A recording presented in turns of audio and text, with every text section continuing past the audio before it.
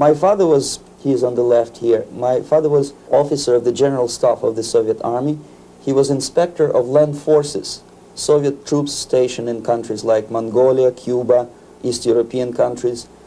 This is the picture taken at the entrance of my Institute of Oriental Languages. It's a part of Moscow State University. As every Soviet student, I was, quote-unquote, volunteering for harvesting grain in Kazakhstan. By the end of my training in school, I was recruited by the KGB. This picture was taken on that day, and you can see again how happy it feels to be recruited by the KGB. Pay special attention to number of bottles on the table. One of my functions was to keep foreign guests permanently intoxicated the moment they land at Moscow airport. In 1967, the KGB attached me to this magazine, Look magazine. A group of 12 people arrived to USSR from United States to cover the 50th anniversary of October Socialist Revolution in my country. From the first page to the last page, it was a package of lies.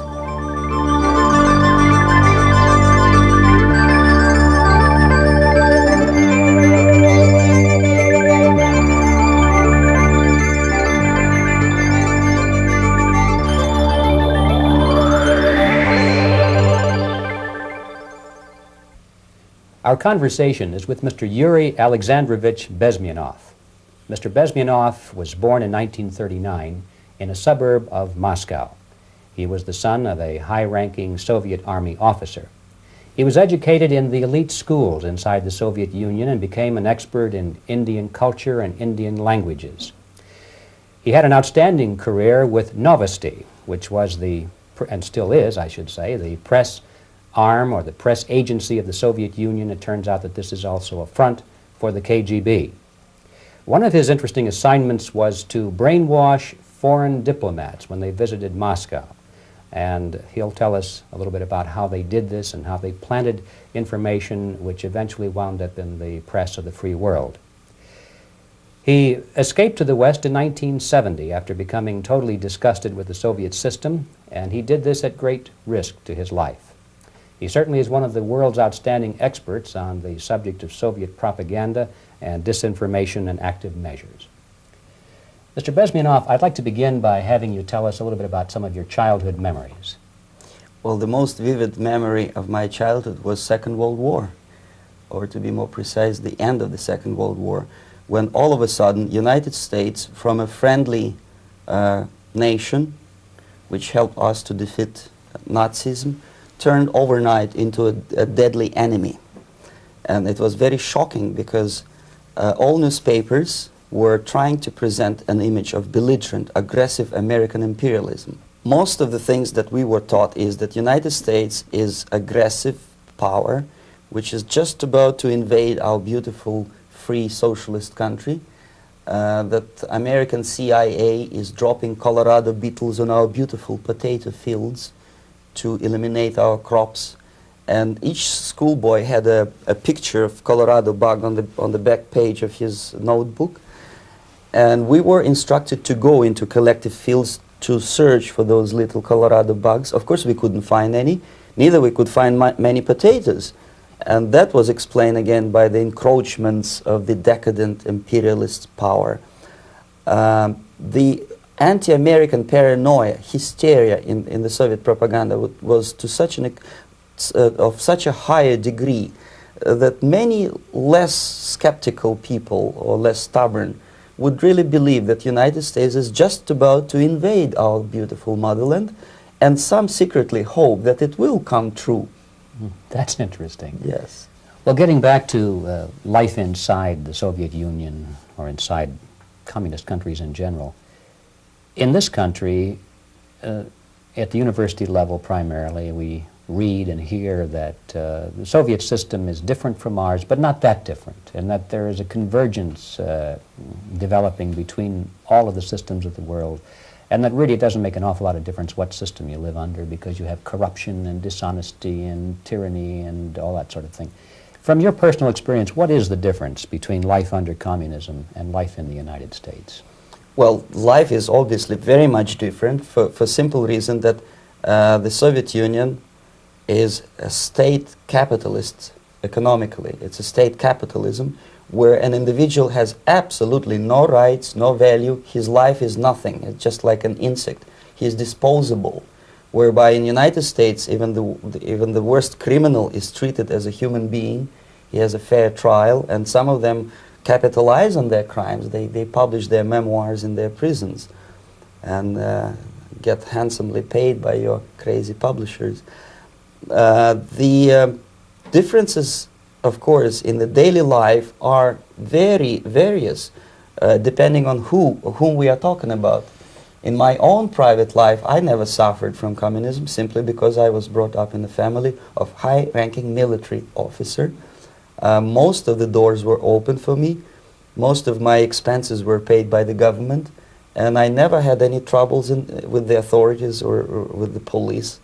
So, in other words, I would say I enjoyed, or I had good reasons to enjoy, all the advantages of so-called socialist system.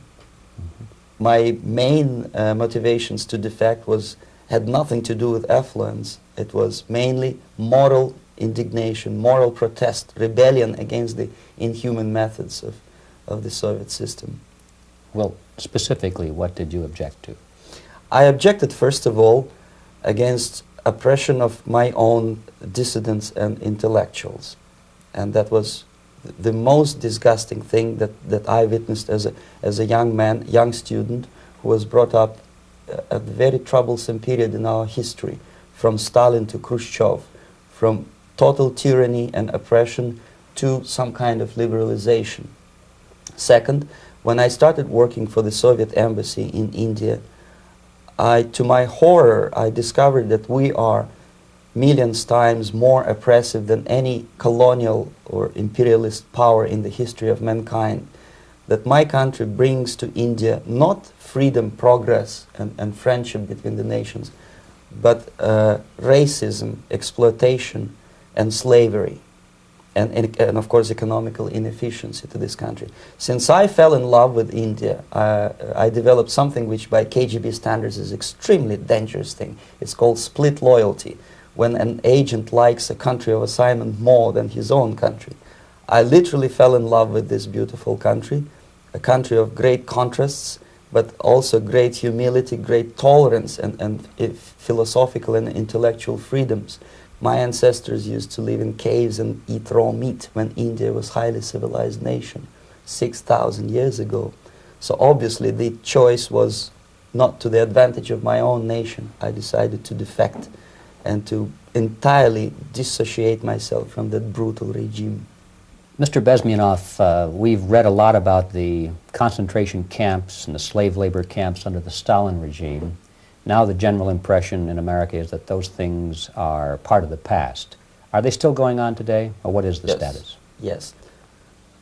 There is no qualitative change in the Soviet concentration camp system. There are changes in numbers of prisoners. Again, this is unreliable Soviet statistics. We don't know how many political prisoners are there in the Soviet concentration camps. But we sure know from various sources that at each particular time there are close to 25 to 30 million of Soviet citizens who are virtually kept as slaves in forced labor camp system. The size of the population of a country like Canada is serving terms as prisoners.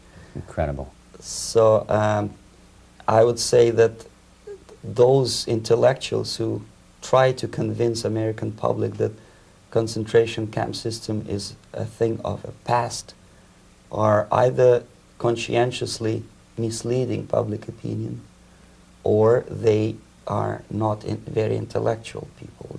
They're selectively blind. They lack intellectual honesty when they say that. Well, we've spoken about the intellectuals in this country and also the intellectuals in the Soviet Union. What about down at the broad mass level? Do the people in general, the working people, the workers in general in the Soviet Union, do they support the system? Do they tolerate it? What is their attitude? Well, average Soviet citizen, if there is such an animal, of course, does not like the system because it hurts, it kills. he may not understand the reasons. He may not have enough information or educational background to understand. But I doubt very much there are many people who are conscientiously supporting the Soviet system. There are not such people in USSR. Even those who have all the reasons to enjoy socialism, people like myself, who were a member of journalistic elite, they also hate the system for different reasons, though. Not because they lack material affluence, but because they are unfree to think, they are in constant fear, duplicity, split personality. And this is the greatest tragedy for my nation. Well, what do you think are the chances of the people actually overcoming their system or replacing it? There is a great possibility that system will sooner or later be destroyed from within. There is a self-destructive mechanism built into any socialist or communist or fascist system, because there is lack of feedback, because the system does not rely upon loyalty of population. But until this Soviet junta is being supported by the Western so-called imperialists, that is, multinational companies, establishments, governments, and let's face it, intellectuals, so-called academia in the United States is famous for supporting the Soviet system. As long as the Soviet junta will keep on receiving credits, money, technology, grain deals, and political recognition from all these traitors of democracy or freedom, there is no hope, there is not much hope for changes in my country, and the system will not collapse by itself simply because it's being nourished by so-called American imperialism. This is the greatest paradox in history of mankind, when capitalist world supports and actively nourishes its own destroyer, destructor. I think you're trying to tell us something. Oh, in yes. This country. I'm trying to tell you that it has to be stopped unless you want to end up in Gulag system and enjoy all the advantages of socialist equality. Working for free, catching fleas on your body, sleeping on the planks of plywood in Alaska this time, I guess. That's where Americans will belong, unless they will wake up, of course, and force their government to stop aiding Soviet fascism. Well, you told us a moment ago why you left the system. I'd like to hear the details of how you did it. It must have been a very dangerous thing. It was not so dangerous, it was crazy. First of all, because defecting in India is virtually impossible, thanks to very strong pressure from the Soviet government. Excuse me, you were in India on assignment at that time? Yes, I was working for the Soviet embassy in New Delhi as a press officer. And defecting for a Soviet diplomat is next to impossible. It's a suicide, as I said, because a great friend Indira Gandhi pushed a law through parliament which says, and I quote, "No defector from any country has a right of political asylum in any embassy on the territory of Indian Republic," which is a masterpiece of hypocrisy. No other defector but a Soviet one needs a political asylum.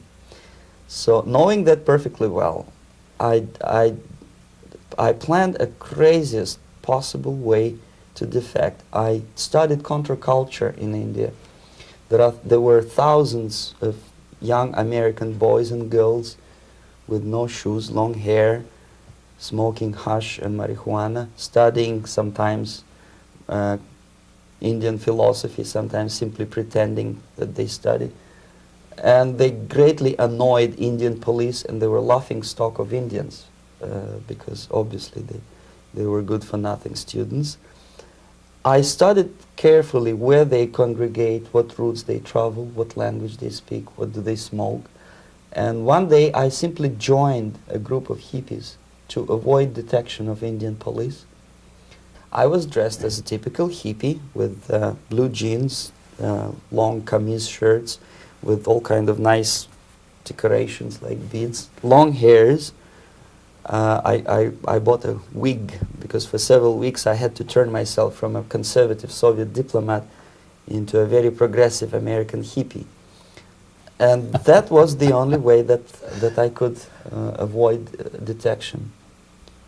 It was very interesting experience, but it was necessary because from my own knowledge as a member of Soviet embassy staff, I knew that there were many cases when Soviet defectors were betrayed by Indian police, and also some Western embassies played a very dirty role in betraying the Soviet defectors. According to our information, they were some, I wouldn't call them double agents, but simply amoral people working for this for the United States embassy, and confiding in people like this would be a suicide. So I had to be extremely careful. I could not trust anyone, and that was the reason for such a crazy way to defect. Well, had you been caught in the act of trying to get out, what would have happened to you? Oh, most likely I would end up in concentration camp,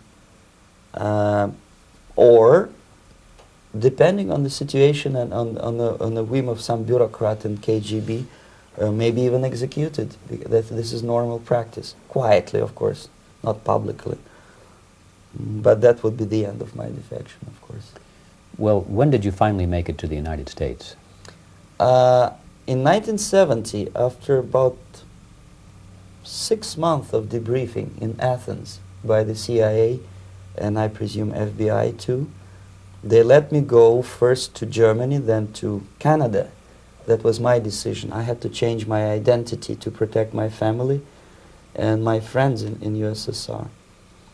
And also I was a little bit paranoid, knowing that both Soviet KGB and probably some double agents within American system may be after me. So I wanted to settle down as far away as possible. I requested CIA to give me some kind of new identity and just let me go on my own. And I settled in Canada. I was a student. I changed many professions, from farm help and laundry truck driver to language instructor and broadcaster for Canadian Broadcasting Corporations in Montreal. Well, have you had any threats on your life or any yes. unpleasant In about 5 years, KGB eventually discovered that I am working for Canadian Broadcasting. I made a very big mistake. I started working for overseas service of CBC, which is similar to Voice of America, in Russian language. And of course, monitoring service in USSR picked up every new voice. Every new announcer they would make it a point to discover who he is. And in 5 years, sure enough, slowly but surely, they discovered that I am not Thomas Schumann, that I am Yuri Alexandrovich Bezmenov, and that I'm working for Canadian Broadcasting, and undermining beautiful détente between Canada and USSR. And the Soviet ambassador Alexander Yakovlev made it his personal effort to discredit me. He complained to Pierre Trudeau, who is known to be a little bit soft on socialism. And the management of CBC behaved in a very strange, cowardly way, unbecoming to representatives of an independent country like Canada. They listened to every suggestion that Soviet ambassador gave, and they started shameful investigation, analyzing content of my broadcasts to USSR. And sure enough, they discovered that some of my statements were probably would be offending to the Soviet Politburo. So I had to leave my job. And of course, subtle intimidations. They would say something like, please cross the street carefully because, you know, traffic is very heavy in Quebec. And fortunately, I know about the psychology and the logic of activity of the KGB, and I never allowed myself to be intimidated. This is the worst thing. This is what they expect a person, a defector, to be intimidated. Once they spot that you are scared, they keep on developing that line, And then eventually you either have to give up entirely and work for them, or they neutralize you. They would definitely stop all kind of political activity, which they failed to do in my case, because I was stubbornly working for the Canadian Broadcasting. And in response to their intimidations, I said that, look, this is a free country, and I am as free as you are. And I also can drive very fast. And gun control is not yet established in Canada, so I had a couple of good shotguns in my basement. So welcome to visit me someday with your Kalashnikov's machine guns. So obviously it didn't work. Intimidation didn't work. So they tried different approach, as I described. They approached on the highest level, on the level of Canadian bureaucracy. And on that level they were successful. On that level they were successful. On individual level they failed flat.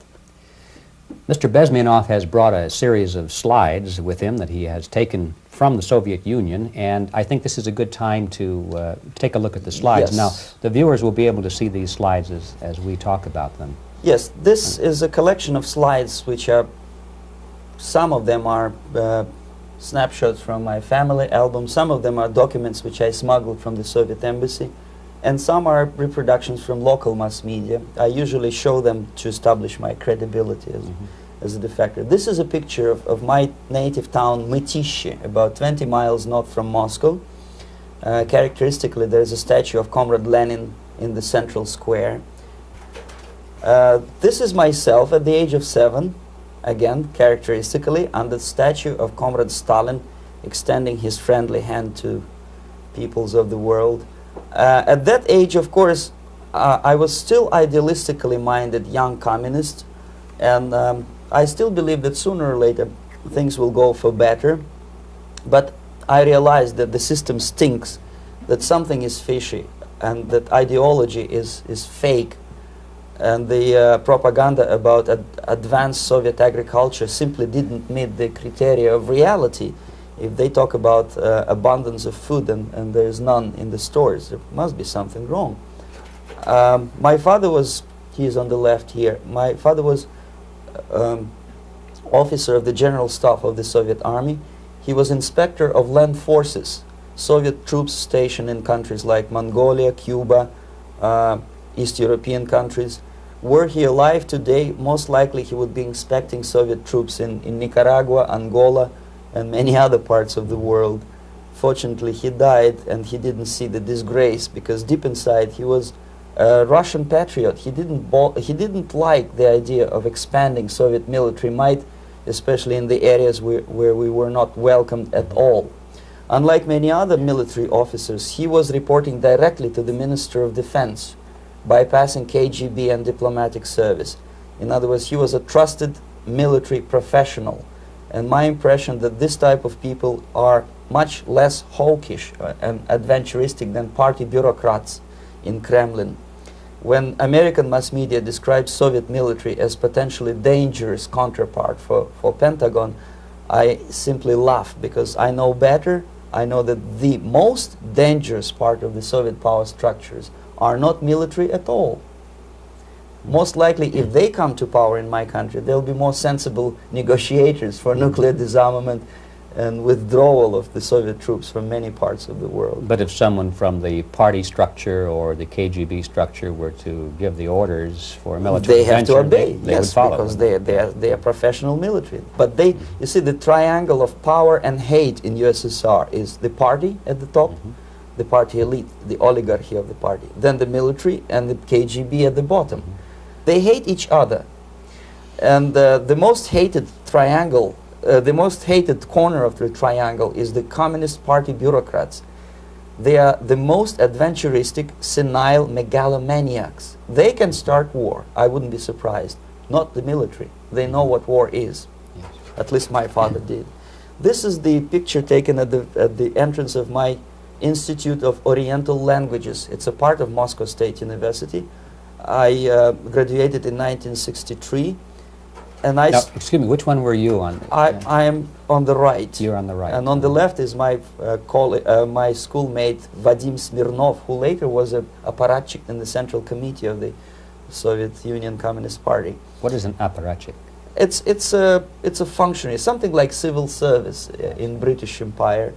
Someone who is never fired from the service. He stays there internally. He may not be promoted too high, but he's a dependable bureaucrat who will stay forever.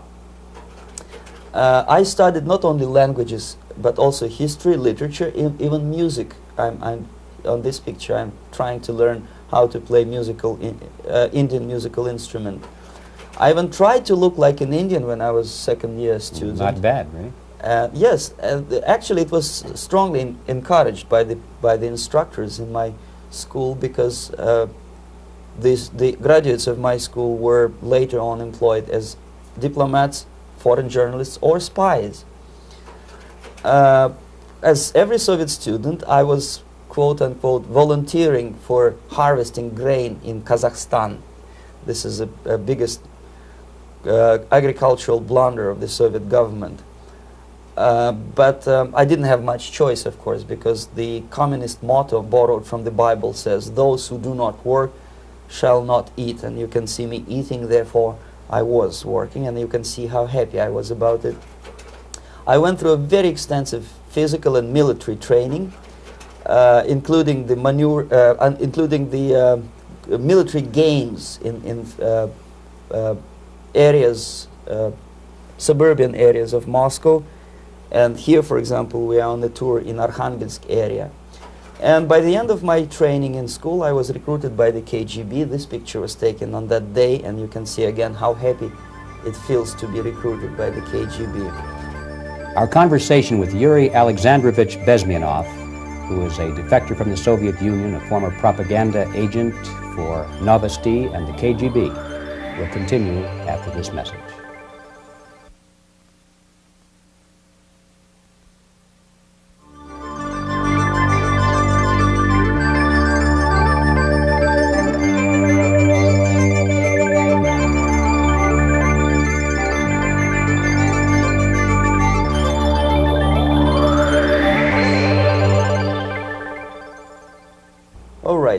As every student in USSR, I went through very extensive physical and military training and civil defense training too. Unlike in the United States, where civil defense is virtually non-existent, zero.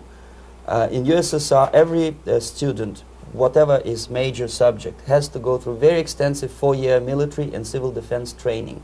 You can see me here with a group of students during one of the war games near Moscow. The main idea, of course, is to prepare a huge reserve army of the USSR. Each student has to graduate as a junior lieutenant. In my case, it was administrative and military intelligence service.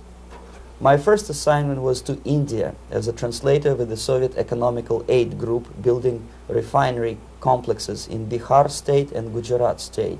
At that time, I was still naively, idealistically believing that what I was doing contributes to the understanding and cooperation between the nations. It took me quite a number of years to realize that what we were bringing to India was a new type of colonialism, 1,000 times more oppressive and exploitative than any colonialism or imperialism in history of mankind.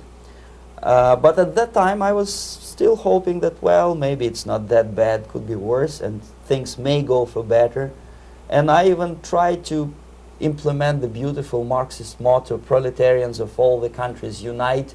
I tried to unite with the nice Indian girl, and I was fascinated by Indian culture, by the family life in this country. But obviously, Communist Party had different plans for my genes, so I had to marry this beautiful Russian girl. In the span of my career, I married 3 times. Most of these marriages were marriages of convenience, on advice from the Department of Personnel.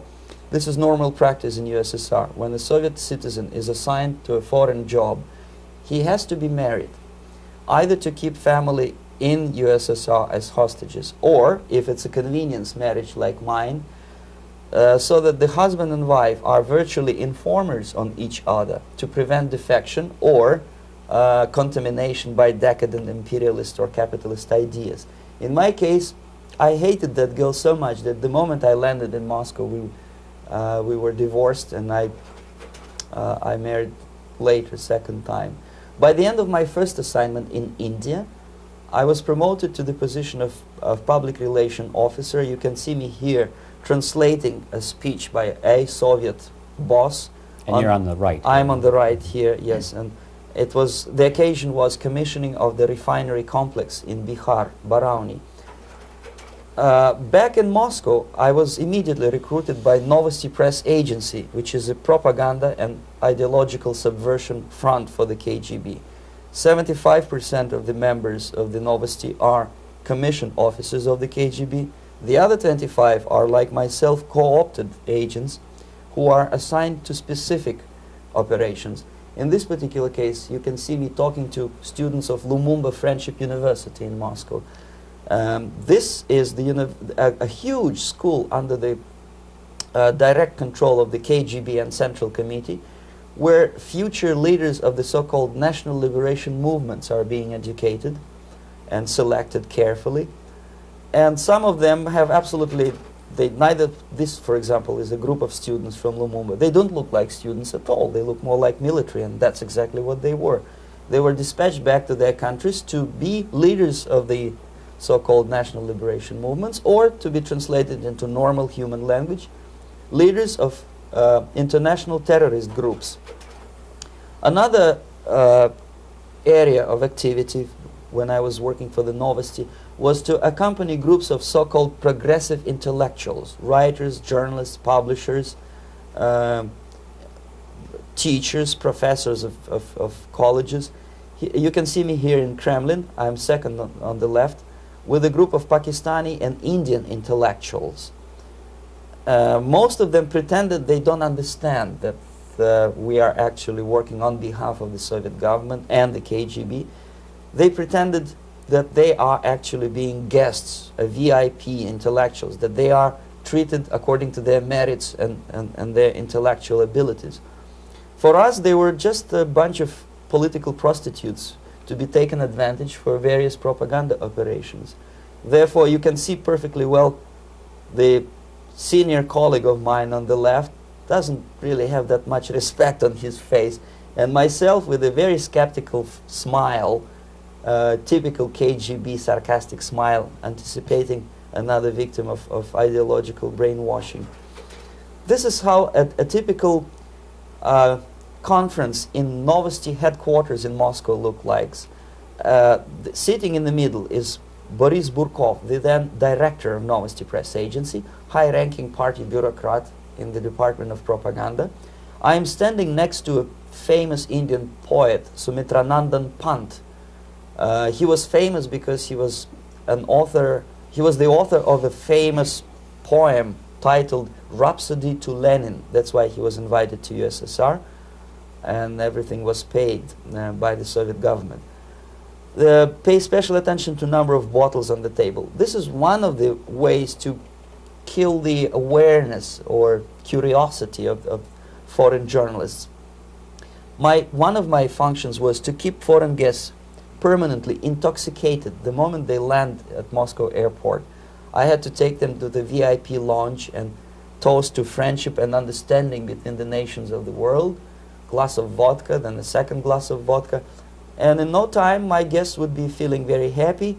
They would see everything in kind of pink, nice color. And that's the way I had to keep them permanently for the next 15 or 20 days. At a certain point in time, I had to withdraw alcohol from them so that some of them who are the most recruitable would feel a little bit shaky, guilty, trying to remember what they were talking last night. That's the time to approach them with all kind of nonsense, such as joint communique or statement for Soviet propaganda. That's the time they are the most flexible. And of course, what they didn't understand, they didn't realize or pretended not to realize, that myself, who was drinking together with them, was not drinking at all. I had ways to get rid of alcohol through various techniques, including special pills which were given to me by my colleagues. But they were taking it seriously. In other words, they would consume quite large volumes of alcohol and feel quite uneasy next morning.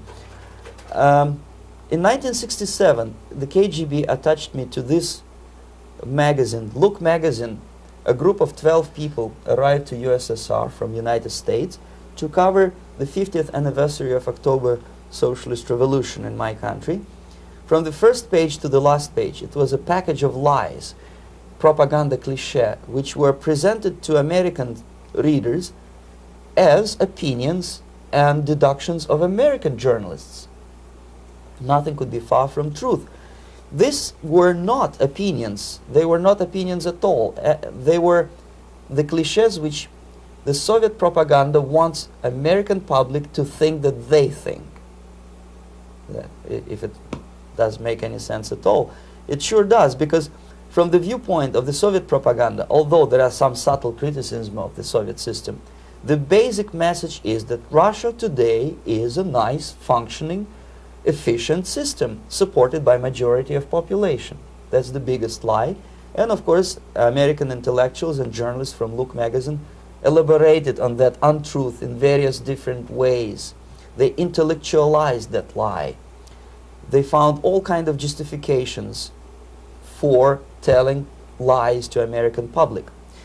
Excuse me, it was partly your job to make sure that they got these ideas, yes, and accepted them as their own ideas. Right. Actually, even before they arrived to USSR, and they paid astronomical sum of money for that visit, they were submitted, this Novosti Press Agency developed so-called backgrounders, 20-25 pages of information and opinions which were presented to the journalists even before they bought their tickets to Moscow. They had to analyze the situation, and judging on their reaction to that backgrounder, the local Novosti representative or local Soviet diplomat in Washington, D.C. would assess whether they be given visa to USSR or not. So but they were selected ahead of time. Oh yes, they were pre-selected very carefully, and there is not much chance for honest journalists to arrive to USSR and to stay there for 1 year and to bring this package of lies back home. This, for example, is a centerfold of the Look magazine. They presented this monument erected by Communist Party in Stalingrad as the symbol, personification of Russian military might. And they said in the article, which is published on the site, that Soviets are very proud of the victory in the Second World War. This is another big myth, a lie. No sensible people would be proud to lose 20 millions of their countrymen in a war which was started by Genosse Hitler and Comrade Stalin and paid by American multinationals. Most of the Soviet citizens look at this type of monuments with disgust and sorrow, because every family lost father, brother, sister, or child in the Second World War. Yet American journalists who were trying to appease, to please their hosts, presented this picture on the centerfold as the symbol and personification of Soviet national, they call it Russian national spirit. And it was greatest misconception and a very tragic misunderstanding. Of course, Look magazine was not distributed in USSR. The main audience was in United States. But I presume that many Americans, millions of Americans who were reading Look magazine at that time, had absolutely wrong idea about the sentiments of my nation, about what the Soviets are proud of and what they hate. This is a group, you see the same lady with the sword in Stalingrad. This is the group of journalists. Myself is in the center with the same devilish smile. And Mr. Philip Harrington is on the extreme left there with his camera. This is the gentleman which was so deaf or so uninterested in what I had to say to him. This is the same picture, a blow-up of the same picture. Many guests from various countries, in this particular case from Asia and Africa, were taken by me as a Novosti Press Agency employee for a tour across Siberia, for example. We would show them typical kindergarten, you see, nothing special by American standards, just nice children sitting, eating their breakfast or lunch. What they could not understand, or they pretended not to understand, that this is an exemplary kindergarten. This is not the kindergarten for average person or average family in USSR.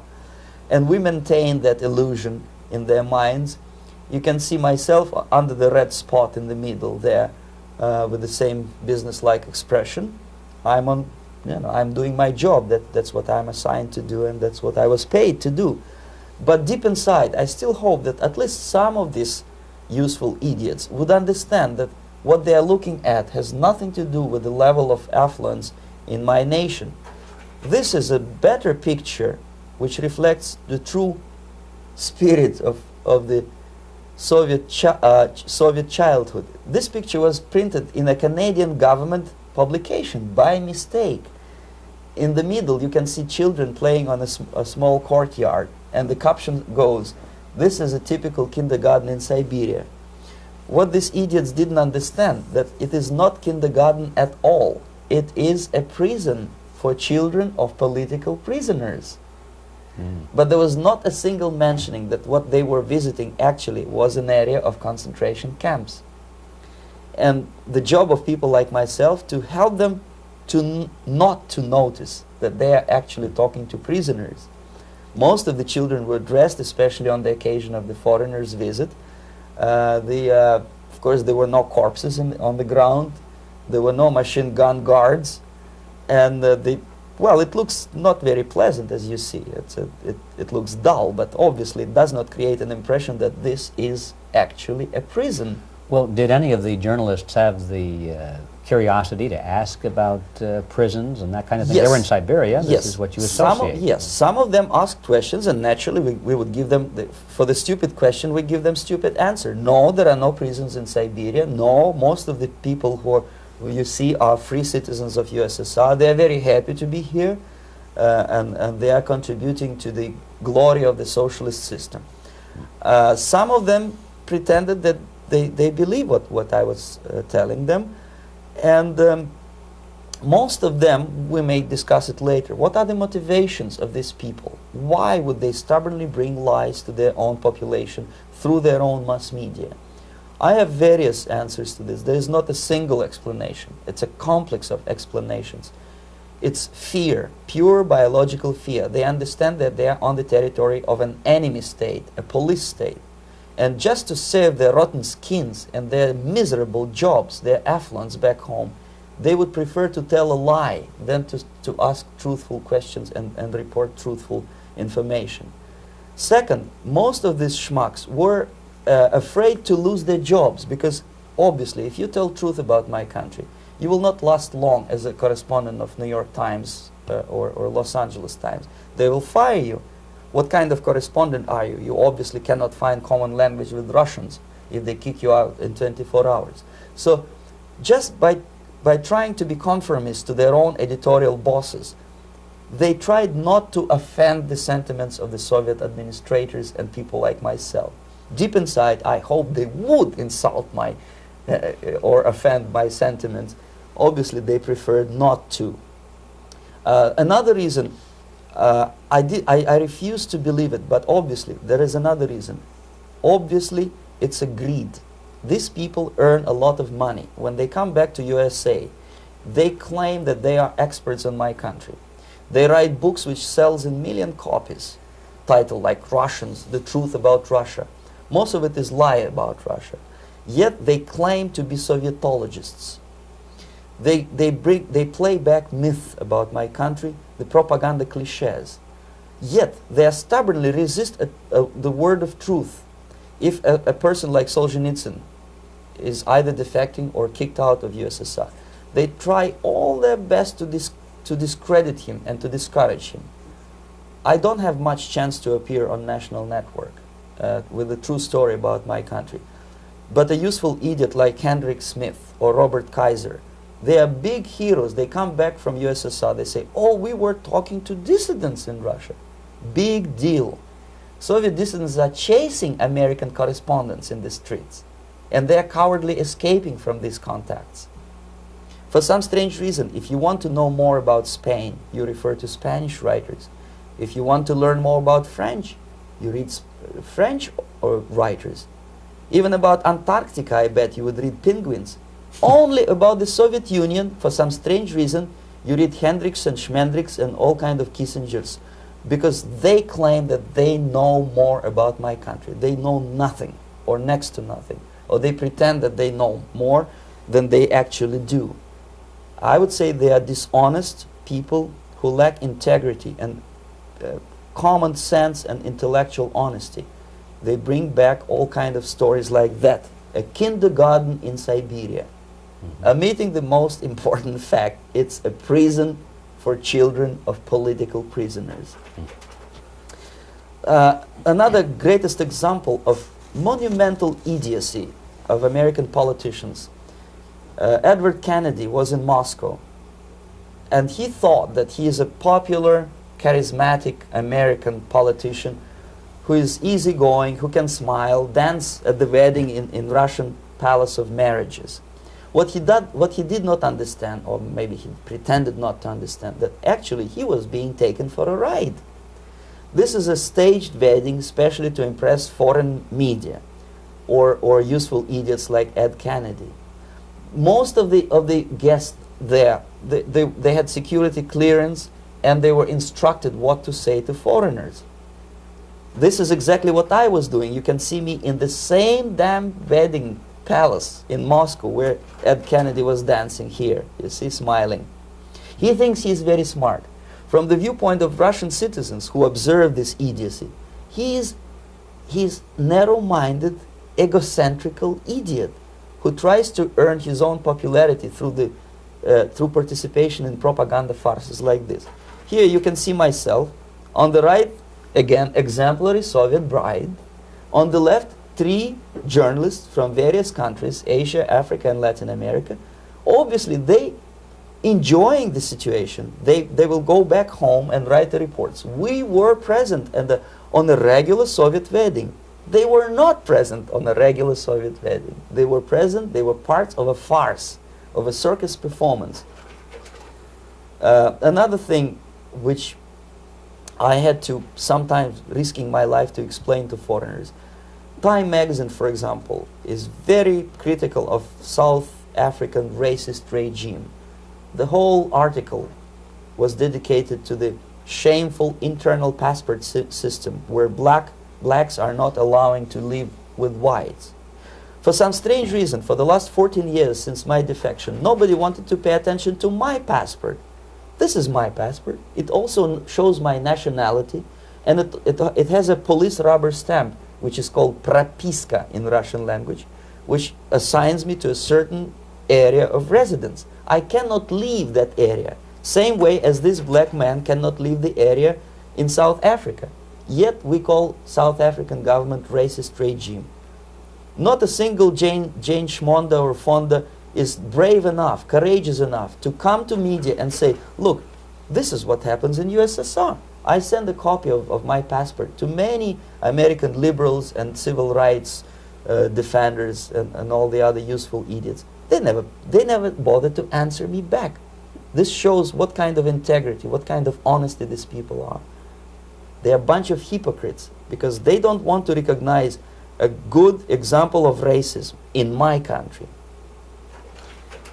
This is the first stage of befriending a professor. You can see myself on the left with the same James Bond smile. On the right is my KGB supervisor, Comrade Leonid Mitrokhin, and in the middle a professor of political science in Delhi University. The next stage would be to invite him to a gathering of Indo-Soviet Friendship Society. There he is sitting next to his wife before he is being sent to USSR for free trip. Everything is paid by the Soviet government. He was made to believe that he is invited to USSR because he is a talented, sober-thinking intellectual. Absolutely false. He is invited because he is a useful idiot, because he would agree and subscribe to most of the Soviet propaganda cliché. And when he is coming back to his own country, he is going for years and years to teach the beauties of Soviet socialism to newer and newer generations of his students, thus promoting the Soviet propaganda line. The KGB was even curious about this gentleman. It may look innocent. Maharishi Mahesh Yogi, a great spiritual leader, or maybe a great charlatan and crook, depending on from which side you are looking at him. Beatles were trained at his ashram in Hardwar in India how to meditate. Mia Farrow and other useful idiots from Hollywood visited his school, and they returned back to United States absolutely zonked out of their minds with marijuana, hashish, and crazy ideas of meditation. To meditate, in other words, to isolate oneself from the current social and political issues of your own country. To get into your own bubble, to forget about troubles of the world. Obviously, KGB was very fascinated with such a beautiful school, such a brainwashing center for stupid Americans. I was dispatched by the KGB to check what kind of VIP Americans attend this school. That's you on the left. Yes, I'm on the left. I was trying to get enrolled in that school. Unfortunately, the Maharishi Mahesh Yogi asked too much. He wanted $500 American for enrollment. But my function was not actually to get enrolled in the school. My function was to discover what kind of people from United States attend this school. And we discovered that, yes, there are some influential members of family, public opinion makers of United States, who come back with the crazy stories about Indian philosophy. Indians themselves look upon them as idiots, useful idiots. To say nothing about KGB, who looked at them as extremely naive, misguided people.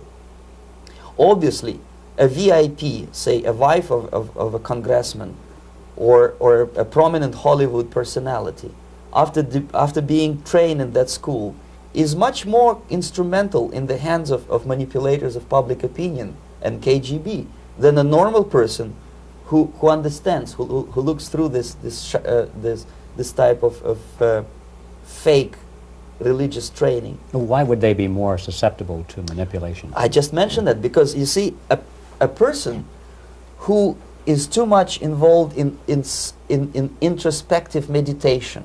You see, if you carefully look what Maharishi Mahesh Yogi is teaching to Americans, is that most of the problems, most of the burning issues of today can be solved simply by meditating. Don't rock the boat. Don't get involved. Just sit down, look at your navel, and meditate. And the things, due to some strange logic, due to cosmic vibration, will settle down by themselves.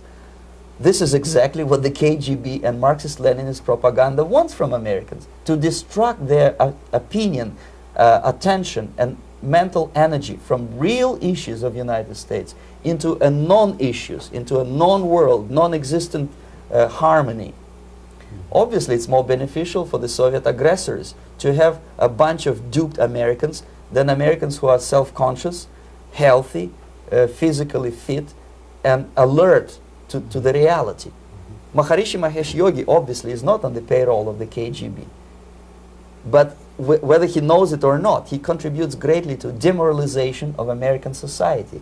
And he's not the only one.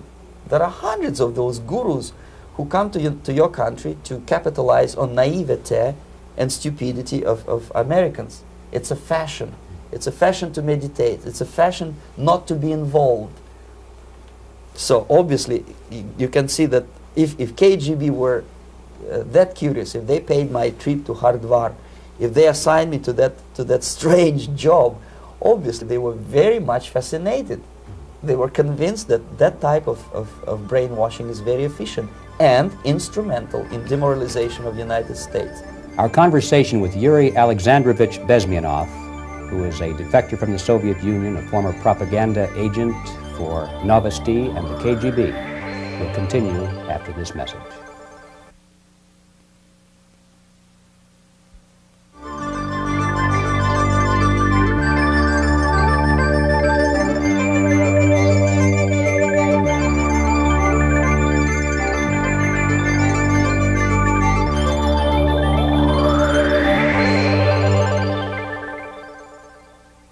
This picture shows the part of the building of USSR embassy, and my supervisors. On the left is Comrade Mehdi, an Indian communist, and on the right, Comrade Mitrokhin, my supervisors in the secret department of research and counter-propaganda. It has nothing to do with either research or counter-propaganda. Most of the activity of that department was to compile huge volume of information on individuals who were instrumental in creating public opinion. Publishers, editors, journalists, actors, educationalists, professors of political science, members of parliament, representatives of business circles. Most of these people were divided roughly in two groups.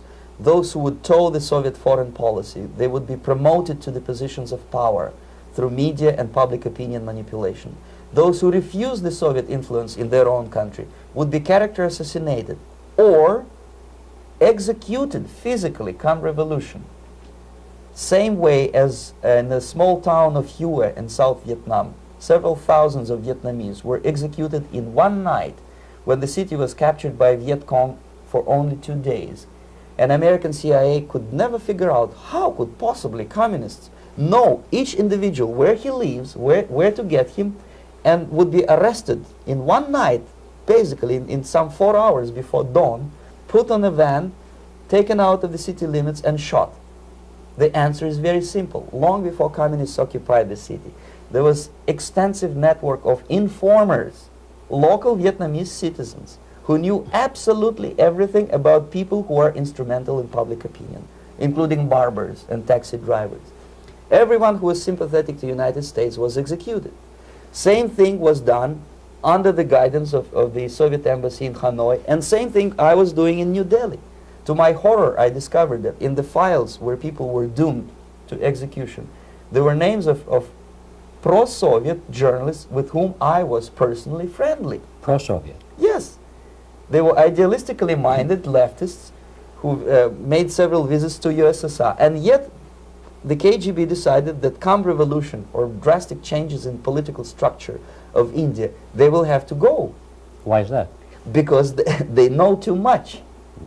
Simply because, you see, the useful idiots, the leftists who are idealistically believing in the beauty of Soviet socialist or communist or whatever system, when they get disillusioned, they become the worst enemies. That's why my KGB instructors specifically made a point, never bother with leftists. Forget about these political prostitutes. Aim higher. This was my instruction. Try to get into large circulation, established conservative media. Rich, filthy rich movie makers, intellectuals, so-called academic circles. Cynical, egocentric people who can look into your eyes with angelic expression and tell you a lie. These are the most recruitable people, people who lack moral principles, who are either too greedy or too suffer from self-importance. They feel that they matter a lot. These are the people who KGB wanted very much to recruit. But to eliminate the others, to execute the others, don't they serve some purpose? Wouldn't they be the ones they rely on? They serve purpose only at the stage of destabilization of a nation. For example, your leftists in United States, all these professors and all these beautiful civil rights defenders, they are instrumental in the process of the subversion only to destabilize the nation. When their job is completed, they are not needed anymore. They know too much. Some of them, when they get disillusioned, when they see that Marxist-Leninists come to power, obviously they get offended. They think that they will come to power. That will never happen, of course. They will be lined up against the wall and shot. But they may turn into the most bitter enemies of Marxist-Leninists when they come to power. And that's what happened in Nicaragua. You remember most of these former Marxist-Leninists were either put to prison or one of them split and now he's working against Sandinistas. It happened in Grenada when Maurice Bishop was already a Marxist. He was executed by a new Marxist who was more Marxist than this Marxist. Same happened in Afghanistan when first there was Taraki, he was killed by Amin, then Amin was killed by Babrak Karmal with the help of KGB. Same happened in Bangladesh when Mujibur Rahman, very pro-Soviet leftist, was assassinated by his own Marxist-Leninist military comrades. It's the same pattern everywhere. The moment they serve their purpose, all the useful idiots are either be executed entirely, all the idealistically minded Marxists, or exiled or put in prisons, like in Cuba. Many former Marxists are in Cuba, in prison. So most of the Indians who were cooperating with the Soviets, especially with our Department of Information of the USSR Embassy, were listed for execution.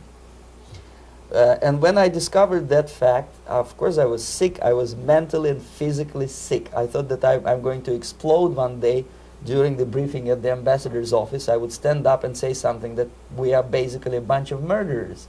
That's what we are. It has nothing to do with friendship and understanding between the nation and blah, blah, blah.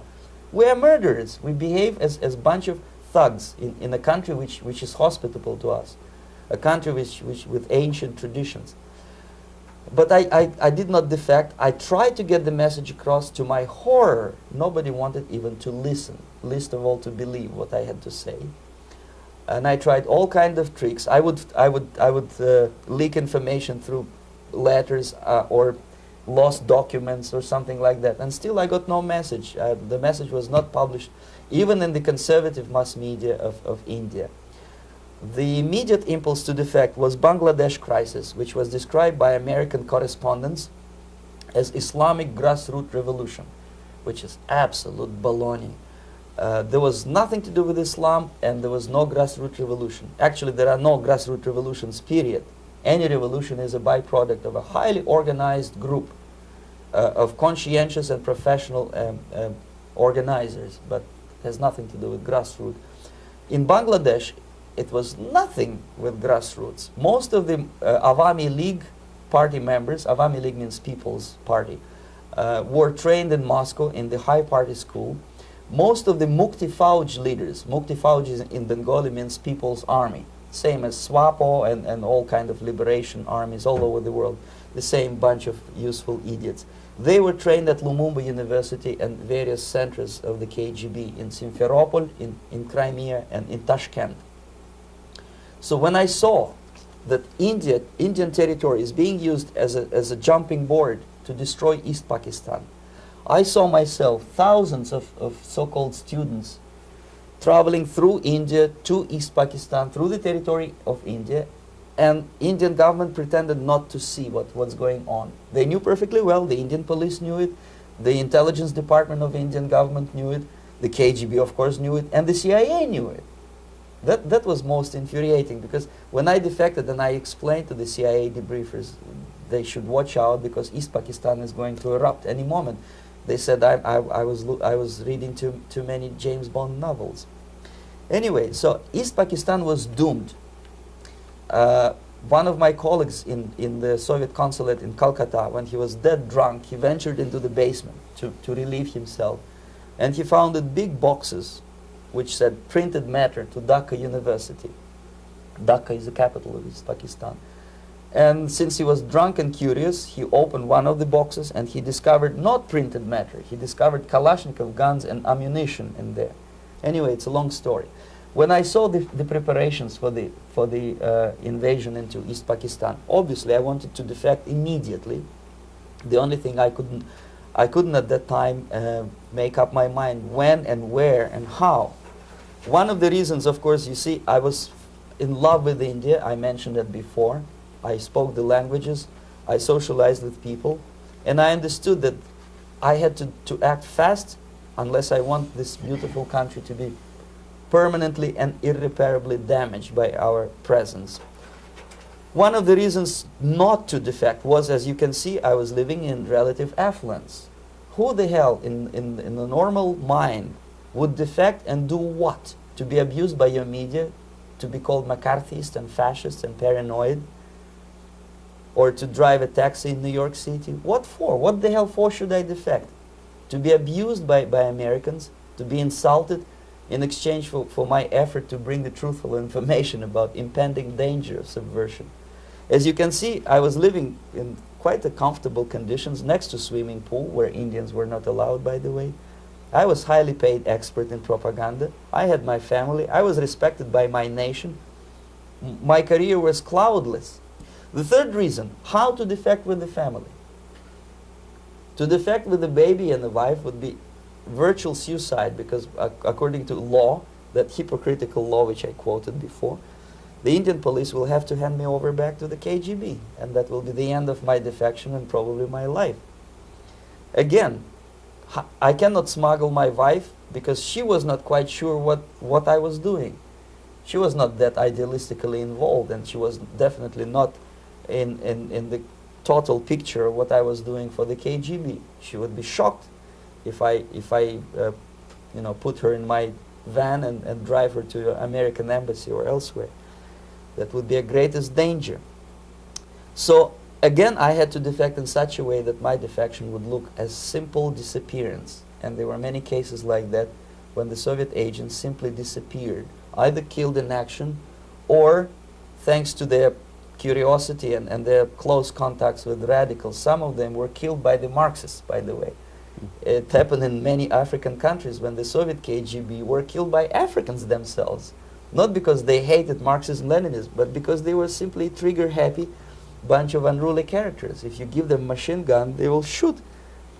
And some of the Soviets obviously were not careful enough to protect themselves, and they got into embarrassing situations when they were shot at the crossfire between factions of so-called liberation movements. Anyway, so I decided, as I said, to study the counterculture. I decided this probably would be the best way to disappear. I socialized with characters like this. On the left, you see, he's a barefoot American hippie. It took me quite a long time to study exactly what they were doing and how to mix with them. But eventually I did it. Most of Indian newspapers carried my picture and promise of 2,000 rupees for information about my whereabouts. But they were looking for the wrong person, because they obviously tried to stop a young Soviet diplomat in white shirt and tie, and this is how I looked at the time of defection. Nobody could possibly think that a Soviet diplomat would be as crazy as to join a bunch of hippies. That's you. Yes, travel India and smoke hash. So I made it literally almost like a Hollywood-style detective story. From under the nose of the KGB in Bombay airport, I landed the plane and I flew to Greece, where I was debriefed by the CIA. That's basically that's all for my slides. We can turn off the projector, then. That's very interesting. Well, you spoke several times before about ideological subversion. That is a phrase that I'm afraid some Americans don't fully understand. When the Soviets used the phrase ideological subversion, what do they mean by it? Ideological subversion is the process which is legitimate, overt, and open. You can see it with your own eyes. All you have to do, all American mass media has to do, is to unplug their bananas from their ears, open up their eyes, and they can see it. There is no mystery. There is nothing to do with espionage. I know that espionage intelligence gathering looks more romantic. It sells more deodorants through the advertising, probably. That's why your Hollywood producers are so crazy about James Bond type of thrillers. But in reality, the main emphasis of the KGB is not in the area of intelligence at all. According to my opinion and opinion of many defectors of my caliber, only about 15% of time, money, and manpower is spent on espionage as such. The other 85% is a slow process which we call either ideological subversion or active measures, активные мероприятия in the language of the KGB, or psychological warfare. What it basically means is to change the perception of reality of every American to such an extent that despite of the abundance of information, no one is able to come to sensible conclusions in the interests of defending themselves, their families, their community, and their country. It's a great brainwashing process which goes very slow, and it's divided in 4 basic stages. The first one being demoralization. It takes from 15 to 20 years to demoralize a nation. Why that many years? Because this is the minimum number of years which requires to educate one generation of students in the country of your enemy, exposed to the ideology of the enemy. In other words, Marxism-Leninism ideology is being pumped into the soft heads of at least 3 generations of American students without being challenged or counterbalanced by the basic values of Americanism, American patriotism. The result you can see. Most of the people who graduated in the 60s, dropouts or half-baked intellectuals, are now occupying the positions of power in the government, civil service, business, mass media, educational system. You are stuck with them. You cannot get rid of them. They are contaminated. They are programmed to think and react to certain stimuli in a certain pattern. You cannot change their mind, even if you expose them to authentic information, even if you prove that white is white and black is black. You still cannot change the basic perception and the logic of behavior. In other words, these people, the process of demoralization is complete and irreversible. To get rid society of these people, you need another 20 or 15 years to educate a new generation of patriotically minded and common sense people who would be acting in favor and in the interests of the United States society.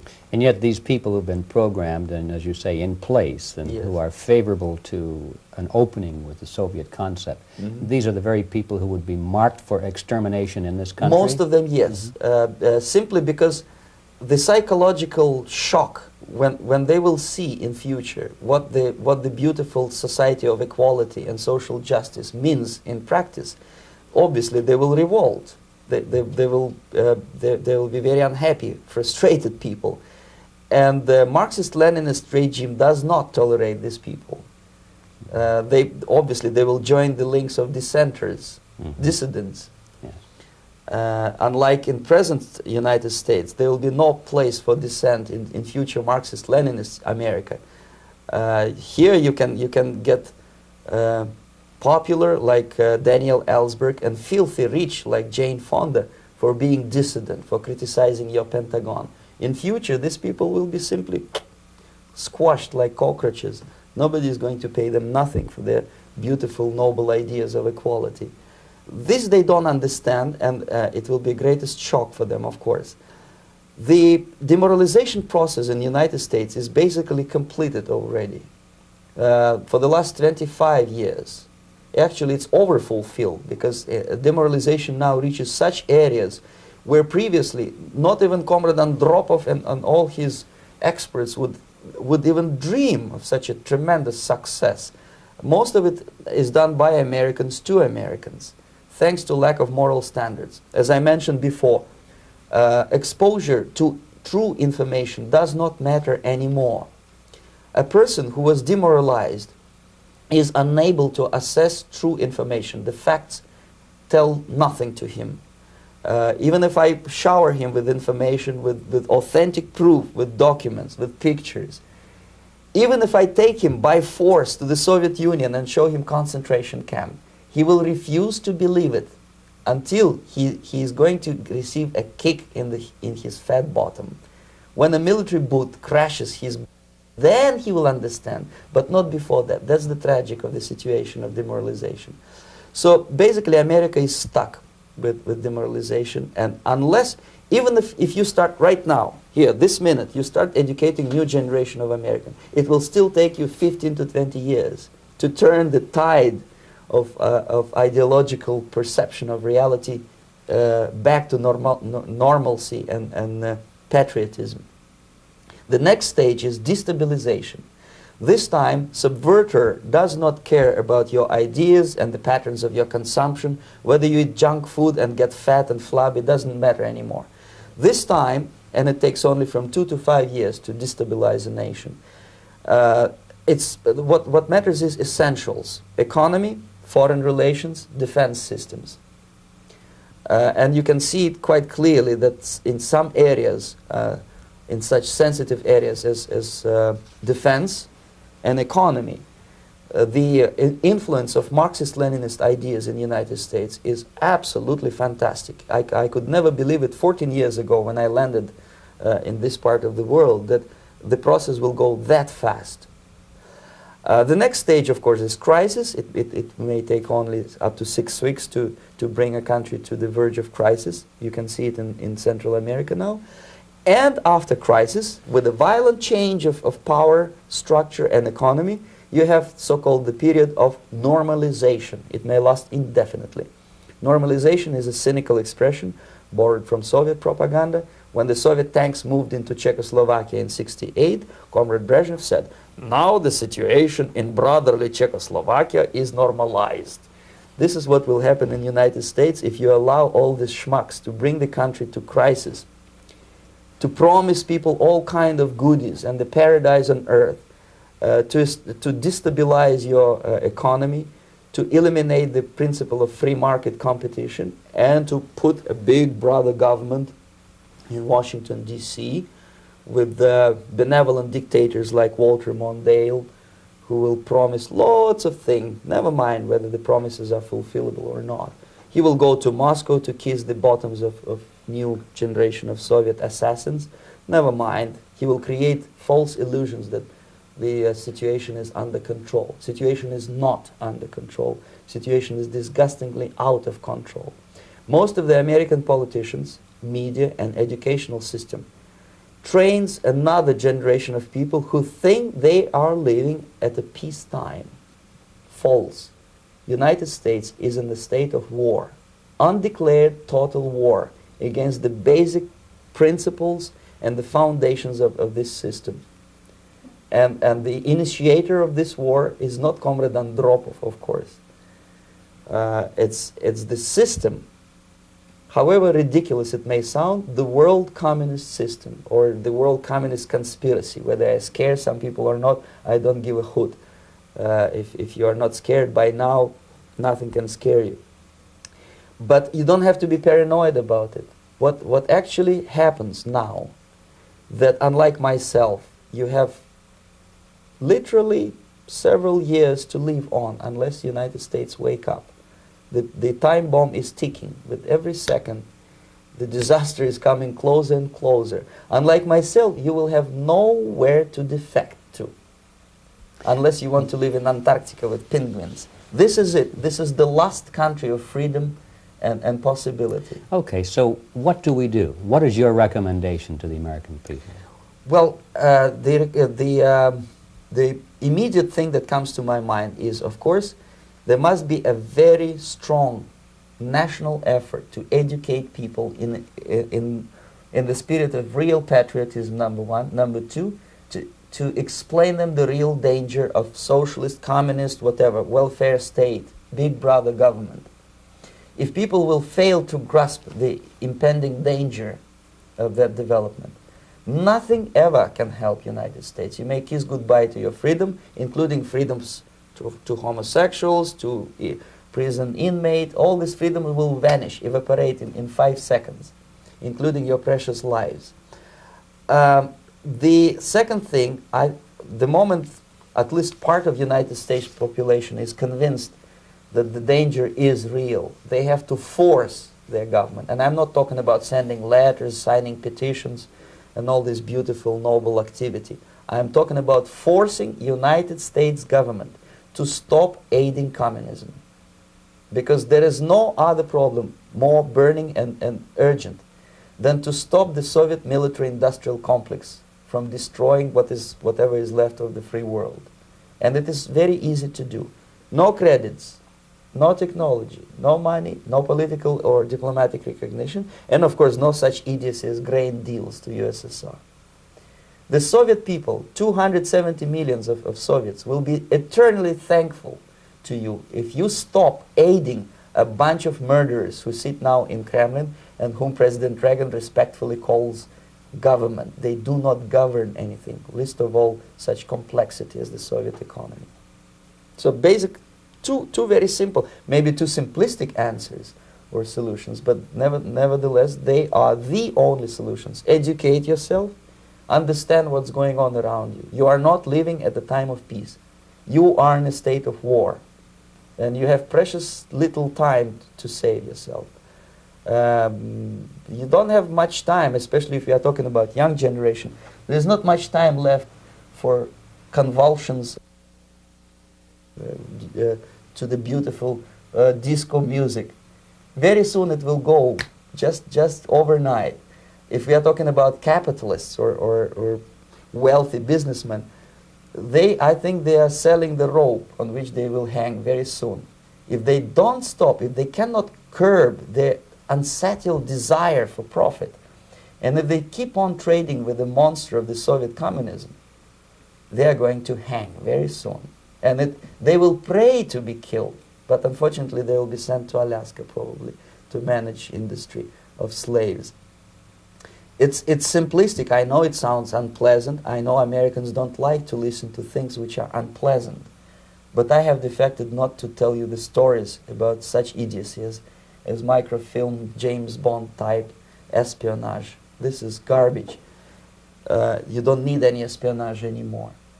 I have come to talk about survival. It's a question of survival of this system. You may ask me, what is it in for me? Survival, obviously, because unlike, as I said, I am now in your boat. If we sing together, we'll sing beautifully together. There is no other place on this planet to defect to.